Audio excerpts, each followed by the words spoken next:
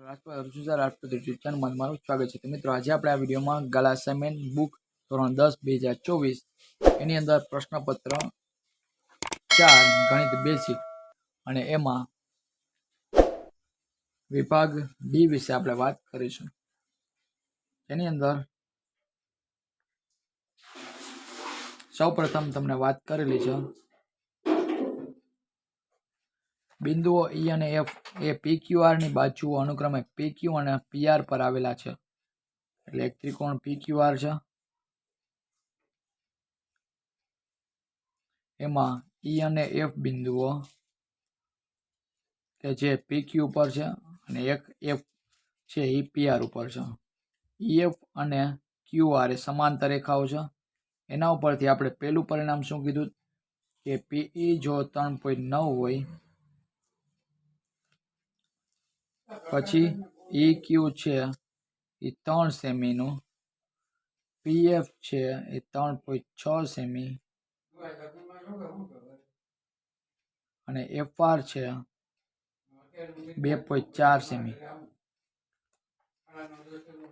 એ તમારે સાબિત કરવાનું છે। હાલો, એટલે આ સમાંતર છે કે નહીં એ આપણે સાબિત કરીને કહેવાનું છે। તો એ માટે આપણને ખબર પહેલા PE અને બીજું શું આપેલું છે PF, એટલે આ પછી EQ PE અને EQ। તો પહેલા હું લખીશ PE ના છેદમાં EQ। PE મને આપ્યું 3.9, EQ મને આપ્યું 3, છેદ કાઢી નાખું, પોઈન્ટ કાઢી નાખું, નીચે કેટલા આવે 10, 13 39, 13 ના છેદમાં 10 એટલે 1.3 જવાબ આવ્યો। હવે એવી રીતે આનું જોઈએ આપણે PF ના છેદમાં FR, આને કહી દેવાનું પરિણામ નંબર 1। PF ના છેદમાં FR, PF મને આપ્યું 3.6, FR મને આપ્યું 2.4, ઉપર નીચે પોઈન્ટ કાઢી નાખું, બરાબર। અહીંયા 1 છે, અહીંયા 1 છે, એટલે ખાલી પોઈન્ટ કાઢી નાખવાના, ઉપર નીચે 10 10 ઉડી જાય। અહીંયા આવશે 12 દુ 24, 12 13 36, 3/2 કરીએ આપણે એટલે કેટલા આવે 1.5। બેનો જવાબ અહીંયા સરખો નથી, એટલે આમ કહી શકીએ અહીં પરિણામ નંબર 1, 2 પરથી સાબિત થાય છે કે EF અને QR સમાંતર નથી, બરાબર। સમાંતર હોય તો બેના જવાબ સરખા આવવા જોઈએ, જે ગુણોત્તર અહીંયા નથી આવતો એટલે બે સમાંતર નથી। પછી બીજામાં એમ કીધું છે PQ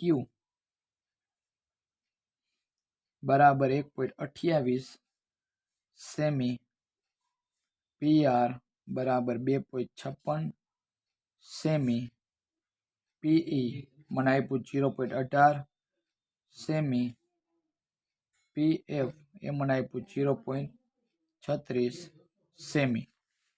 ચલો PQ એટલે આખે આખો કટકો થઈ ગયો અને PR એટલે એ આખો કટકો થઈ ગયો, PQ PR। પછી PE એટલે આ કટકો અને એની સામે અહીંયા PF કટકો આપ્યો। તો આપણે શું કરવાનું કે PQ ના છેદમાં PE અથવા PE ના છેદમાં PQ લો તોય ચાલે, બરાબર। આપણે PE અને PQ એ સાથે લેવું હોય તોય ચાલે। PE મને આપ્યું 0.18 અને PQ મને આપ્યું છે 1.28, પોઈન્ટ કાઢી નાખવું એટલે 18 ના છેદમાં 128, ઉપર નીચે છેદ ઉડાડવું, આને 2 વડે ભાગવું એટલે 9 આવે, આને 2 વડે ભાગવું 4, 2 ચોક 8 અને 2 છક 12 અને 2 ચોક 8 એટલે 9 ના છેદમાં 64। હવે ઉપર નીચે કટ થાય એવું હોય તો કરવાનું, નહીતર નહીં, અહીંયા થાય એમ નથી, એટલે આપણે PE છેદમાં PQ એનો જવાબ PE ના છેદમાં PQ એને મને મળ્યું 9 ના છેદમાં 64। તો એને અનુકૂળ કોણ આવે સમરૂપ PF અને PR આવે, જે ઓલરેડી તમને આપેલું જ હશે PF અને PR જો છે। તો એનો ગુણોત્તર જોઈએ આપણે PF ના છેદમાં PR, PF મને આપ્યું 0.36, PR મળે 2.56 પોઈન્ટ પછી અહીંયા 2 આંકડા, અહીંયા પોઈન્ટ પછી 2 આંકડા. હાલો આ બેને આપણે 2 થી ઉડાડીએ. જો 256 છે ને તો એ લગભગ 6 થી કટ થાય. 256 ભાગ્યા 6, 6 ચોક 24, એક હોય તો 6, 6 ના ઘડિયામાં 16. ચલો આવે નહીં, એટલે હવે આપણે 36 છે તો 4 થી કટ કરીએ. 4 6 24, 5 માં 4 છે એટલે 1, ચોકે ચોકે અને 16, કેટલા એવા 64. એટલે આને હું 4 થી ભાગું તો જવાબ શું આવે 64. અને 4 થી ભાગું તો 4 નવા 36 થાય અને 9/64. અહીંયા આપણે જોઈ શકીએ બંનેના જવાબ સરખા છે. લખવાનું આમ પરિણામ નંબર 1, 2 પરથી EF સમાંતર QR છે સાબિત થાય છે. બરાબર, બેનો ગુણોત્તર આનો અને આનો ગુણોત્તર બે કેવા આવે છે? સરખા આવે. એટલે આપણે એમ લખીએ કે PE ના છેદમાં PQ બરાબર PF ના છેદમાં PR. બેના ગુણોત્તર જવાબ કેવા આવ્યા? 9/64 સરખા. પછી જવાબ 49, જેમાં એમ કીધું છે કે 30 ગુણની પરીક્ષામાં ધ્યેયે મેળવેલ ગુણ કરતાં જો ગુણ વધારે મેળવ્યા હોત તો નવા ગુણના 9 ગણા એ તેણે મેળવેલ ગુણના વર્ગ જેટલા થાય. જો પરીક્ષામાં ઋણ ગુણાંકની પદ્ધતિ ન હોય તો તેણે કેટલા ગુણ મેળવ્યા છે એ કહેવાનું છે. પેલા ધારો કે ધ્યેયે મેળવેલા ગુણ x છે અને જો એને 10 ગુણ વધારે મેળવ્યા હોત તો નવા ગુણ છે એ કયા થશે? x + 10 થાય. બરાબર, હવે એમ કીધું છે કે નવા ગુણના 9 ગણા, એટલે નવા ગુણ છે ને એની બાજુમાં નવડો કરી નાખવાનો, તો એ મેળવેલ ગુણ જે છે એના વર્ગ જેટલા થાય છે. એટલે x નો શું થઈ જશે? વર્ગ.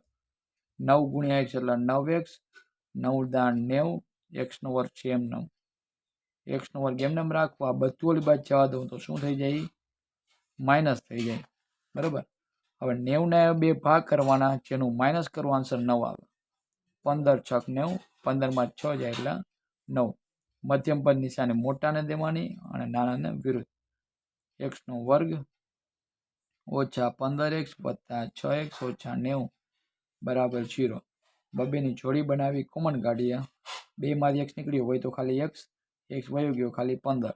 આને અહીંયા બાજુમાં છાપી નાખવાનું બરાબર 0. x વયો ગયો હોય તો ખાલી 6. x ઓછા 15 અને અહીંયા હોય તો x વત્તા 6 બરાબર 0. x ઓછા 15 ને 0 દઈ દેવાના, x વત્તા 6 ને 0 દઈ દેવાના. વત્તા 6 બચાય ઓછા થઈ જાય, ઓછા 6 બચાય તો વત્તા થઈ જાય. એટલે શું જવાબ આવ્યો? એના મેળવેલા ગુણ કેટલા હશે? x બરાબર 15. આમ મેળવેલા ગુણ x બરાબર 15 થશે. ખ્યાલ આવી ગયો? ચલો ત્યાર પછી 50મો દાખલો. સમાંતર શ્રેણીના પ્રથમ 7 પદોનો સરવાળો 49 હોય અને 17 પદોનો સરવાળો 289 હોય તો તેના પ્રથમ n પદોનો સરવાળો શોધો. સાવ સહેલો દાખલો છે. જવાબ 50. 7 પદોનો સરવાળો 49 એટલે S7 તમને આપેલું છે 49. અને બીજી વસ્તુ તમને કીધી છે 17 પદોનો સરવાળો 289. S7 નું સૂત્ર n/2 2a + n - 1 d બરાબર 49. n ને હું એમ રાખું છું 2a પ્લસ અને n એટલે કેટલા? 7 થઈ જશે. 7/2, કારણ કે આને n કહેવાય. n દેખાયને 7 - 1 dm બરાબર 49. હવે 2a પ્લસ 7 માંથી 1 છે એટલે કેટલા થઈ જાય? 6. એનો d સાથે ગુણાકાર એટલે 6d. 49 એમને બગડો છે આના ગુણાકારમાં વયો જાય અને 7 છે એ ભાગાકારમાં. 7 × 7 = 49 એટલે આવ્યા 2a + 6d બરાબર 7 × 2 = 14. બધામાંથી 2 કોમન કાઢવું એટલે a અને 2 થી વડે ભાગવું એટલે 3 આવી જાય. 14 ના અડધા થાય 7 એટલે a + 3d 7 એ આપણું પહેલું સમીકરણ થયું. સેમ એવી રીતે એનના છેદમાં 2 2a પ્લસ n ઓછા 1 કાઉન્સની બારે ડી બરાબર 289. હવે શું કરવાનું? આને n કહેવાય. 17 મૂકી દઉં ત્યાં n દેખાય ત્યાં 2a n દેખાય ત્યાં 17 ઓછા 1 ડી એમનેમ 289 એમનેમ. બીજું સ્ટેપ શું કરવાનું? તો કે આને એમનેમ રાખવાનું કાઉન્સના 17 માંથી 1 જાય એટલે 16 થઈ જાય. એનું ડી સાથે ગુણાકાર 16d 289 બગડો નીચે જતો ગુણાકારમાં વયો જાય એના 289. જેમ અહીંયા બગડો તો ઉપર ગયો 7 નીચે ગયો. જેમ અહીંયા બગડો આને ગુણે 17 નીચે વયા જાય. 17 17 289 17 નો વર્ગ 289 થાય. 2a વત્તા 16d બરાબર 17 દુ 34. બધાને 2 થી ભાગીએ આપણે એ આવી જાય. 16 ના અડધા 8 થઈ જાય. 34 ના અડધા 17. આ મળી ગયું સમીકરણ નંબર 2. હવે આપણે બેનો લોપ લેવાનો.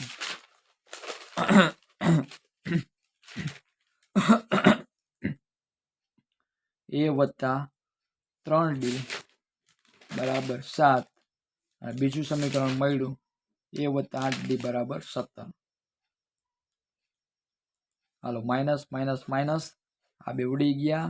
ઓછા 8 વત્તા 3 ઓછે વત્તે ઓછા 8 માં 3 જાય એટલે માઇનસ 5d. 17 માંથી 7 જાય તો 10 પણ 17 ઓછા છે એટલે એની નિશાની આ લાગે. બે બાજુ માઇનસ માઇનસ હોય તો ઉડી જાય. ડી બરાબર 10 ના છેદમાં 5 5 દુ 10 એટલે ડી મને મળ્યા કેટલા 2. એને હવે આમાં નાખી દઉં a વત્તા 3d બરાબર 7 માં એ એમને 3d દેખાને કેટલા 2 બરાબર 7 a પ્લસ 3 દુ 6 બરાબર 7 a પ્લસ 7 6 બાજુ માઇનસ થઈ જાય 7 માં 6 જાય એટલે 1. હવે આપણે સૂત્ર Sn બરાબર n ના છેદમાં 2 2a પ્લસ n ઓછા 1 ઇન્ટુ ડી. હાલો n ના છેદમાં 2 એમને 2 એ દેખાઈને કેટલા મૂકવાના 1 n એટલે ખબર નથી. ડી દેખાઈને કેટલા 2 n ના છેદમાં 2 2 કુ 2 બગડો n ને ગુણે એટલે 2n 1 ને ગુણે એટલે 2 કુ 2 આ બે ઉડી ગયા. n ના છેદમાં 2 આ 2n છે એમાં 2 ઉડી ગયા. n ગુણ્યા n એટલે કેટલા થઈ જાય n નો વર્ગ. ક્લિયર? એટલે જવાબ આવશે આપણે Sn બરાબર n નો વર્ગ. તો મિત્રો અહીંયા આપણે 50 સુધીના સમજ્યા અને પછીના વિડીયોમાં આપણે 51 થી 54 સુધીના સમજે જોઈશું. ફરી પાછા મળશું એક વિડીયોમાં. Thank you.